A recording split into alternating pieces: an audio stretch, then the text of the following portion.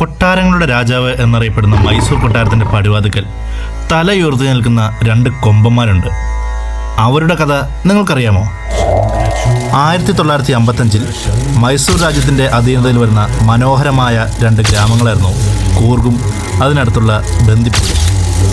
കൃഷിയും കച്ചവടങ്ങളും ആഘോഷങ്ങളുമൊക്കെയായി പോയിക്കൊണ്ടിരുന്ന ആ ചെറു ഗ്രാമങ്ങളിലേക്ക് അപ്രതീക്ഷിതമായിരുന്നു ബന്ദിപ്പൂർ കാട്ടിൽ നിന്നും രണ്ട് കൊമ്പന്മാർ വന്നത്. വിളവെടുപ്പിന് പാകമായ കാർഷികവിളകളെ നശിപ്പിക്കുകയും പാവപ്പെട്ട ഗ്രാമീണരെ വകവരുത്തിയും ആ കൊമ്പന്മാർ ആ ഗ്രാമങ്ങളിൽ വില്ലസി നടന്നു. സഹികെട്ട ഗ്രാമീണർ അന്നത്തെ മൈസൂർ രാജാവായിരുന്ന ജയചാമരാജനെ വന്നു കണ്ട് സങ്കടം ബോധിച്ചു.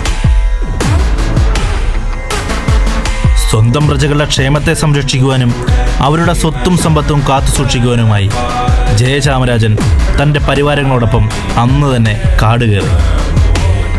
ആ ഉൾക്കാട്ടിനുള്ളിൽ തൻ്റെ സ്വർണ്ണ നിറം പൂശിയ ദൂരദർശിനിയിലൂടെ ജയചാമരാജൻ ഒരു കാഴ്ച കണ്ട് ചിരിച്ചു.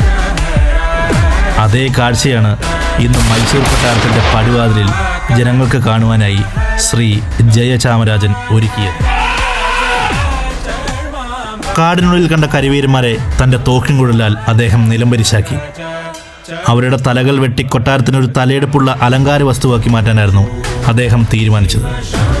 ആ അലങ്കാര തലകളാണ് ഇന്ന് നമ്മളെ വരവേൽക്കാനായി മൈസൂർ കൊട്ടാരത്തിൻ്റെ പടിവാതിൽക്കൽ കാത്തു നിൽക്കുന്ന രണ്ട് കരിവീരന്മാർ.